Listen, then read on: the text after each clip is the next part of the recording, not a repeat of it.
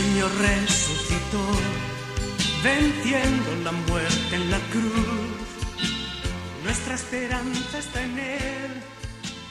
Él es nuestro Salvador. Hola hermanos, el día de hoy, 28 de abril del 2022, es jueves de la segunda semana del tiempo de la Pascua. Vamos, es jueves. Todos los jueves hacemos memoria de la institución de la Santa Eucaristía. Y en tiempo pascual, eso tiene todavía mayor valor, porque la Eucaristía es Pascua. Es la celebración de la Pascua. Cada Eucaristía, cada Santa Misa, lo que conmemoramos es el acontecimiento pascual.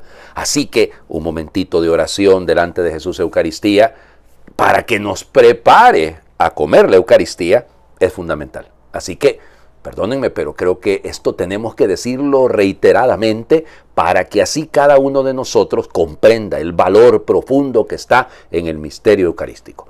Bueno, hoy es día de dos santos franceses, muy particulares. San Pedro Chanel, el primero de los mártires maristas, el primer mártir en Oceanía. No me voy a referir a él porque, ayer ha sido día de Nuestra Señora de Montserrat, entonces mejor hablemos del otro francés, gran devoto de la Virgen, uno de los grandes promotores de del Santo Rosario también, de la devoción mariana, de la Mariología. Sus escritos han contribuido muchísimo a la Mariología. Me refiero a San Luis María Grignon de Montfort. Luis María nace, evidentemente en Francia, en Montfort-du-Meur, se escribe así, ¿no? Surmeu, en 1673, un 31 de enero. Era de una familia acomodada, es decir, una familia que estaba bastante bien hasta que murieron los papás. Pero él entra en el seminario, decide ser sacerdote, se ordena sacerdote, con dificultades. Es bien interesante porque él pudo perfectamente haber pagado las cuotas del seminario, pero él decidió pasar como un seminarista pobre y vivir de manera pobre. Y así se ordena sacerdote en el año 1700, durante el año santo que se celebra en el año 1700. Y luego los 16 años restantes de su vida, ay Dios mío, qué vida más azarosa, qué vida más difícil la de él. O sea, realmente, comienza trabajando en un hospital, rechazado, no por los enfermos lo mandaban a llamar, pero es que la dirección del hospital consideraba que era un sacerdote excéntrico. Pues Dios mío, en Poitiers igual, situaciones, él quería ser misionero, se quería ir al Canadá, pero resulta ser que el padre pasa a ser el superior de los sulpicianos, él le dice que no se vaya, que se quede ahí, él quiere hacer misiones, se va a la Bretaña, se va a varios lugares. Siempre entraba en conflictos, porque es que su manera de ser, o sea, su manera de hacer apostolado, su manera de hacer pastoral, no le gustaba a la gente, no a la gente, sino a los sacerdotes a veces, y entraba en mucho conflicto con ellos. Incluso alguno de los obispos lo sacó de su diócesis, y él muy obediente, él nunca jamás dejó de ser obediente. Y bueno, va hasta donde el Papa Clemente XI y le dice, mire, santidad, ¿yo qué hago? O sea, ¿para dónde agarro? O sea, ¿qué es lo que me toca hacer? Y porque le dice, indíqueme a dónde me voy de misionero. Y el Papa le dice, tienes un terreno amplio ahí en Francia, ahí dedícate, ahí lleva adelante tu misión. Y lo nombró misionero apostólico, o sea, a nombre del Papa, ¿no? Y hacía un trabajo extraordinario, las misiones. Miren, el método de misionar de él, reunir a los jóvenes, reunir a los niños, hacer catequesis de formación, de renovación bautismal. O sea, miren, elementos realmente extraordinarios. Él llevaba adelante un trabajo muy interesante. Pero bueno, ya ven ustedes, se armó de algunos colaboradores, él funda también las Hermanas de la Santa Sabiduría, y bueno, las Hermanas de la Sabiduría, y entonces, es un trabajador incansable en este terreno, pero, y de hecho va a morir muy cansado, precisamente el 28 de abril de 1716. Ahora, fíjense bien, aquí viene la parte interesante, ¿no? Su tratado sobre la verdadera devoción a la Virgen Santísima. Ay, Dios mío. Es una obra maestra. No es la única obra mariana, porque también está el Secreto de María, es decir, tiene otras obras más aparte de esta, pero el tratado, fíjense que del tratado, para muestra un botón, digamos, el Totus Tuus del Papa San Juan Pablo II, todo tuyo María, es de ahí, es del tratado de San Luis María Grignon de Montfort. Por eso, una de las intenciones del Papa de San Juan Pablo II era que pudiese ser doctor de la Iglesia. San Luis María Griñón de Montfort. Bueno, va a ser beatificado en 1888 por el Papa León XIII y fue canonizado por el Papa Pío XII en 1947. Miren, un santo lo es cuando es devoto de la Virgen Santísima. No hay santidad posible en la iglesia si no hay esta relación de devoción profunda, de amor profundo a la Madre del Señor y Madre nuestra. Bueno, vamos a las lecturas del día de hoy. Ya saben, si todos estos días lo que vamos a leer es el libro de los Hechos de los Apóstoles, porque es el libro de texto, si lo quieren, de la Pascua, ¿no? Es que en estos días yo aquí tengo un materialito que estoy siguiendo para meditar, mis meditaciones personales en el tiempo de la Pascua, pero digo yo, si el manual ahí está. Hechos de los Apóstoles, capítulo 5, versículos del 27 al 33.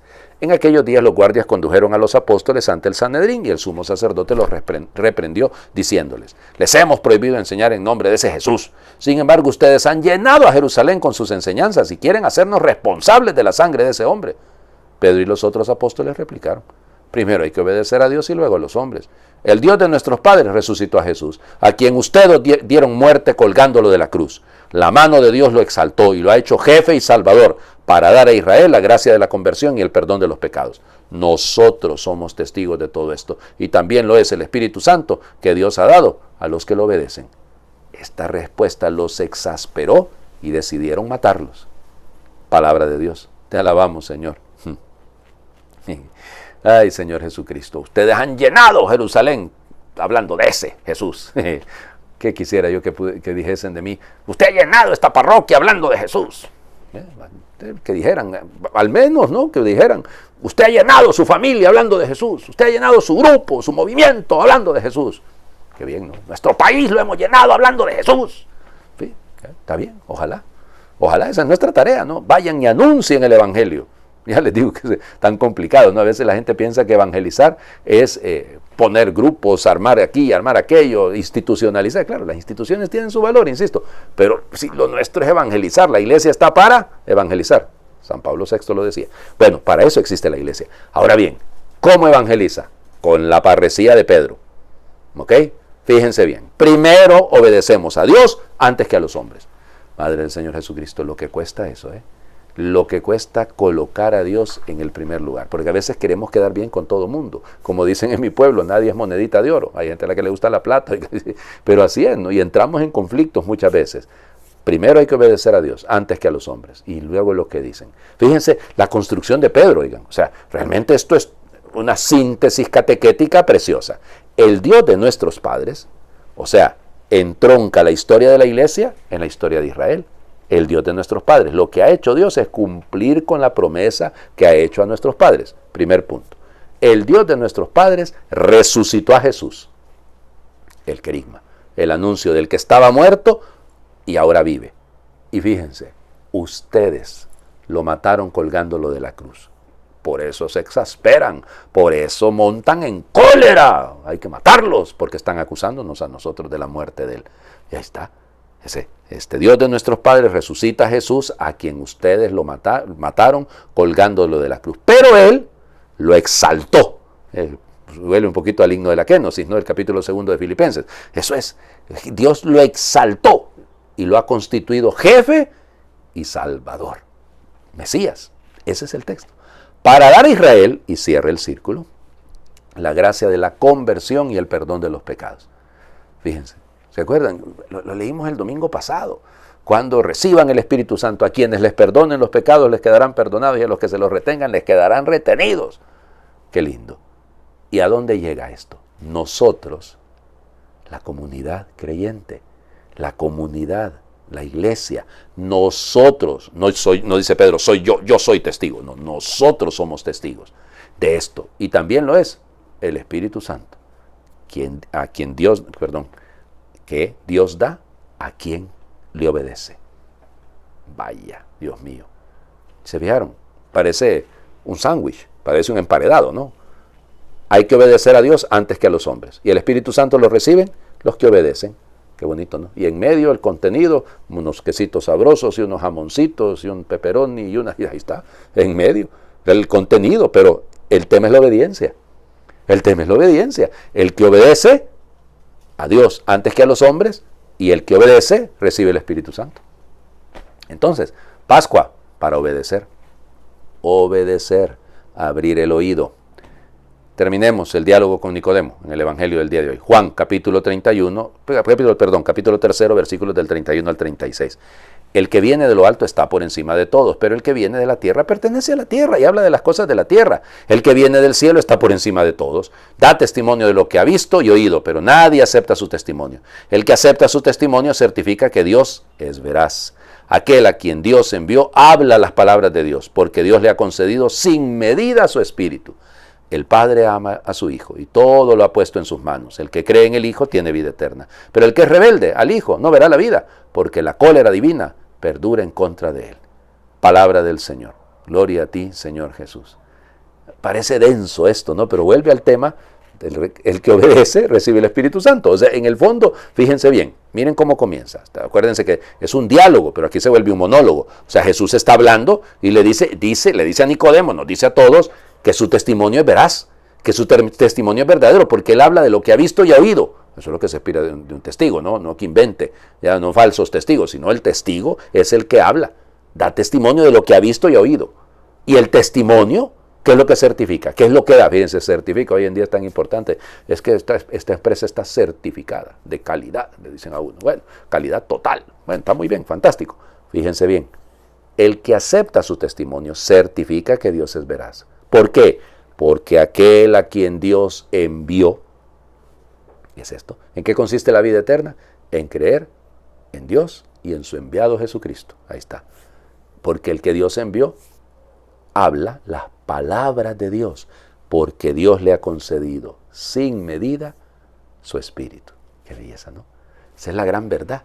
La gran verdad está en esto. Hemos recibido la verdad que da el Espíritu. Claro, vamos a hablar de eso ya cuando vayamos llegando, dentro de hoy, 3 semanas, 4 semanas, cuando vayamos llegando a Pentecostés. Ahí se va a enfatizar este tema de la recepción del Espíritu Santo para vivir en la verdad. Pero me encanta esto. El Padre ama a su Hijo y todo lo ha puesto en sus manos. El que cree en el Hijo tiene vida eterna. Ven el círculo, ven el silogismo, si lo quieren de alguna manera. El Padre ama al Hijo. El Hijo que nos ama y el que cree en Él tiene la vida eterna. ¿En qué consiste tener la vida eterna? En amar. En sumergirse en el amor del Padre por el Hijo, del Hijo por el Padre. ¿Cómo se llama el amor del Padre por el Hijo y del Hijo por el Padre? Espíritu Santo. Bueno, hay que vivir en el Espíritu para tener la vida eterna. Claro, el que es rebelde, el que rechaza las palabras de Dios, el que no quiere obedecer, ya sabemos dónde termina. Hagamos oración. Queremos darte gracias, Señor, por las oportunidades que nos das para crecer en nuestra fe paso a paso, sintiéndonos parte de este pueblo que confía en ti.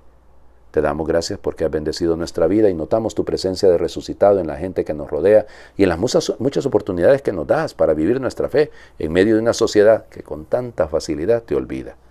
Haz que esta alegría que hoy sentimos se prolongue y se propague como lluvia, que moje nuestra vida y la de todos. Haz que seamos testimonio para otros, ánimo y soporte para los desfallecidos, y que entre nosotros llevemos el sello de tu amor, que empeñemos nuestra vida en seguir fielmente las huellas de Jesús, quien dio su vida por cada uno de nosotros, para que nosotros aprendamos también a entregarla. No nos abandones, Señor, en este empeño, y danos siempre un corazón agradecido. Amén. El Señor esté con ustedes, y les bendiga Dios por intercesión de San Luis María Griñó de Montfort, y también de San Pedro Chanel, el que es Padre, Hijo y Espíritu Santo, y su bendición descienda y les acompañe siempre. Feliz jueves, no digo más, jueves, tiempo para estar con el Señor delante de Jesús Eucaristía.